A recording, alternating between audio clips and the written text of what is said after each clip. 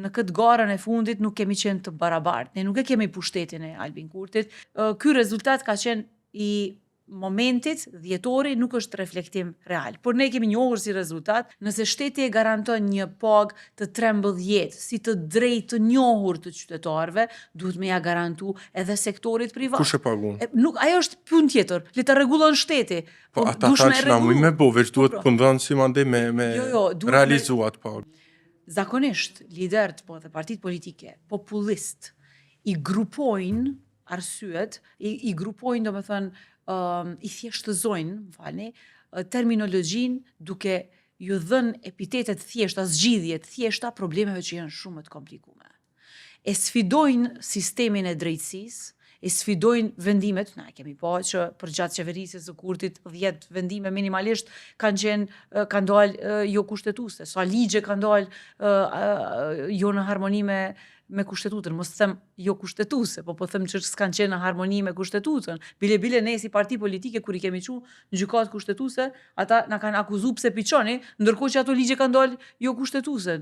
Që ky sfidimi i brendshëm jep epitetin që këta janë parti politike që ju domosdoshmërisht dëshirojnë me punu në harmoni me aktet kushtetuese. Edhe kjo është tendencë edhe populiste, po edhe me elemente autokratike, diktature, që këtu janë elemente. Nuk po them unë që është diktature etablume, sistemi etablume. Gjithsesi mendoj që vullneti edhe unë na historikisht e njohim energjinë edhe vullnetin e qytetarëve të Kosovës për një Kosovë demokratike, një Kosovë çfarë të pavarur, po që nuk e duron diktaturën. Kështu që unë besoj shumë në këtë forcën edhe fuqinë popullore, që nuk e lë asnjë diktator të ngjizet edhe të ndërtojë diktaturë. Por, për çka po them? Veç më lejo që ta përfundoj. Po them që ka pas një momentum ku qytetarët kanë dashur një ndryshim. Dhe ky ndryshim ka ardhur Albin Kurti sepse s'ka pas alternativa të tjera. Po duket që ata janë të bindur që ndryshimi nuk është realizu akoma në plotësi, sepse këto është duhet thonë, nëse një rrëfim dominon në 2021-ën, nuk e di a mundet me qëndru lart, që më thonë, ai rrëfimi i njëjtë, përkundër siç po thoni ju mos punës, me qëndru lart rrëfimi për 6 vite dhe mas 6 vite prap me kapitalizu rezultatin e njëjtë të 51%. Jo, shikoni, me rritjet e inflacionit, me krizat financiare, njerëzit kanë me fillu me ndje krizën financiare ekzistenciale. Tash, nga dalë na po hym në një cikël tjetër ku qytetari e ka problem me financu jetën e vet. Shikoni inflacionin, rritjet ekonomike, po na kemi momentalisht një sfidë tjetër.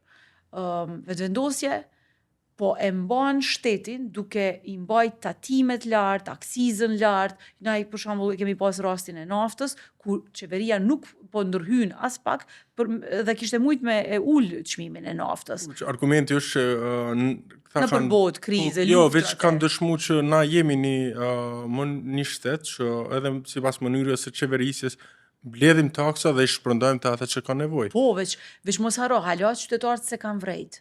Sepse këtu kemi të bëjmë me një pabarazi qytetare të jashtëzakonshme.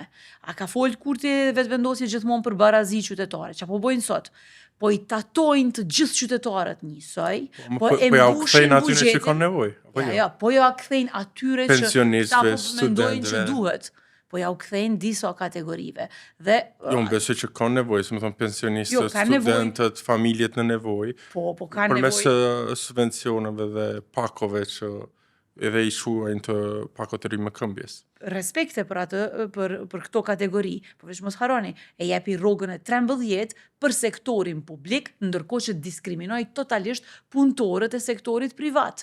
Ata janë qindra mira qytetarë të Kosovës, që i paguajnë edhe ata tatimet përmes pagave të tyre, por nuk u dha të drejtën e rrogës së 13. A din çfarë do të thonë? Është diskriminuese. Ajo është përgjegjësia e punëdhënësit. Jo, nuk është. Jo, veç pak. Kur thu rroga e 13, ti duhesh me e bo një ligj që e garanton gjithmonë pagën e 13, edhe që nuk i diskriminon qytetarët që punojnë. Ata thanë që na mujmë me bo një ligj për rrogën e 13 në sektorin privat, po ajo mbetet në diskrecionin po ajo është diskriminuese. e punëdhënësit. Jo, Nuk është ashtu.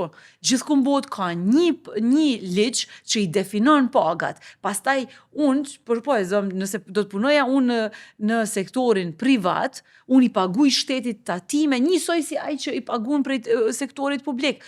Paga e 13 duhet me ju garantu të gjithë punonjësve, pavarësisht kush ma pagun mu. Unë se di a sektori privat, a sektori publik. Ndërkohë shteti garanton, e bën një kombinim që duhet edhe punëdhënësi edhe nga buxheti i shtetit, po formula se si garantohet paga 13 nuk është tema. Tema është që të gjithë punonjësit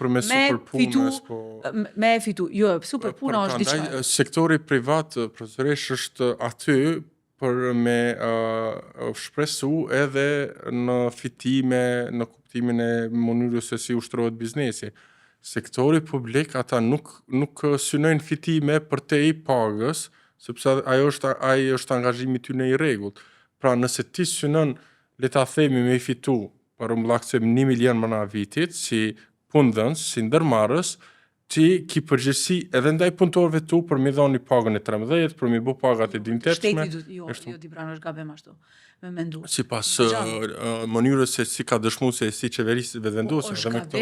Është gabim e drejta e qytetarit që punon si në sektorin publik, si në sektorin privat, duhesh me t'i garantu shteti. Nëse shteti e garanton një pagë të 13, si të drejtë të njohur të qytetarëve, duhet me ja garantu edhe sektorit privat. Kush e pagun? Ajo është punë tjetër, le ta rregullon shteti. Po ata thanë që na mujnë me bo, veç duhet punëdhënë si mande me realizuat pagë, me ekzekutu. Po në momentin që ja ke dhënë vetëm sektorit publik, taksat, edhe të qytetarëve të sektorit privat, ja u ke dhënë vetëm një kategori të veçantë të sektorit publik. Do me thënë e ke kriju një padrejtësi. Dhe që kjo është padrejtësi që e ka bo vetëvendosja gjatë qeverisjes së saj. E tash nuk e di ku e mbështet ajo, por edhe një gjë tjetër, luftën që u a bën bizneseve nuk është luftë e drejtë dhe as nuk është luftë që duhet me i dhanë për kraje. Bizneset janë ato akterët që e mbushin buxhetin tonë. Ne duhet mi pa ata si partner në kuptimin e realizimin edhe të drejtave të qytetarëve që punojnë në këto sektore. Kështu që duhet bashkë me biznese, bashkë me krejt akterët me e bo një ligj që pastaj zbatohet nga të gjithë, edhe ti nuk i krijon në një familje me jetu, unë që punoj në sektor privat mos me marë pagën, ti që punon në sektor publik me marë. Çfarë shteti është? Ku është barazia? Do me thënë që tu është pyetja, ku është barazia qytetarëve? Nuk po duket të vërtetë që ka një lloj se këtu po na ngushtohen hapësirat dhe mundësitë për me pana ku duhet me ardhë një lloj ndëshkimi i pretenduar për lëvizjen vetëvendose. Nëse sektori publik që ka i favorizum, se na po e mbasim me efekte dhe rezultate elektorale.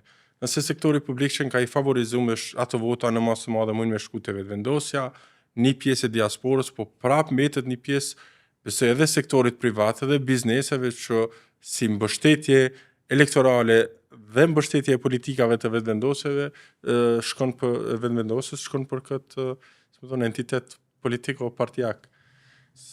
E para nuk bën me ndo qytetarët e sektorit publik e sektorit privat. Do me thonë qytetarët janë një. Për atë unë po insistoj në parimin e barazis, sepse shteti tek e fundit i shet të gjithë qytetarët barabart.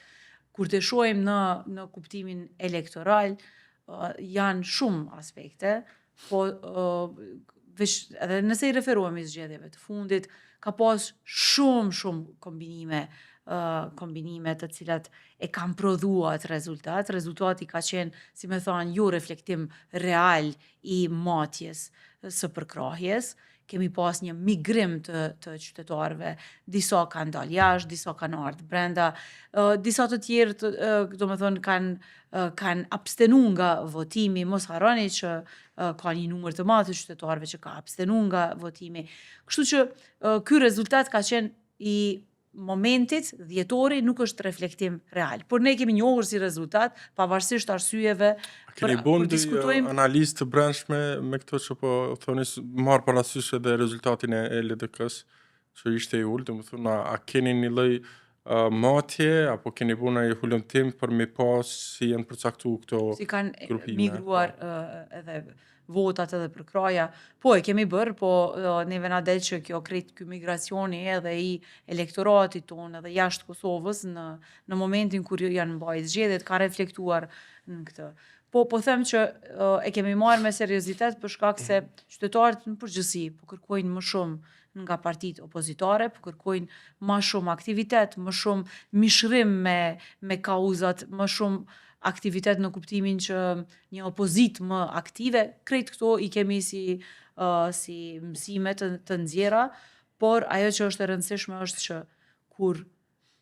kur politika ose kur politikanët janë në pushtet, që është Albin Kurti sot, ka resurse të hatashme në dispozicion, po i përdor ato edhe në fushata, edhe në momente parazgjedhore, edhe ato pastaj po prodhojnë një efekt. Që i bie që në këtë garën e fundit nuk kemi qenë të barabartë. Ne nuk e kemi pushtetin e Albin Kurtit, ne nuk i kemi ata 7 gjipat që ai i kritikonte kur ishte opozit, ai i ka sigurimin, i ka qindra miliona euro që i lshon në skema sociale me vendime të njëhershme që i bie ad hoc, merr vendime për shpërndarjen e paras. Tani po kemi një farë situate të re, tash edhe në kuvend, po shohim që po i aprovon shumë ligje brenda një seance me qëllim që të na çoj ka zgjedhjet. Krejt kjo është një farë forme e pasigurisë në qeverisje, që ai po e prodhon.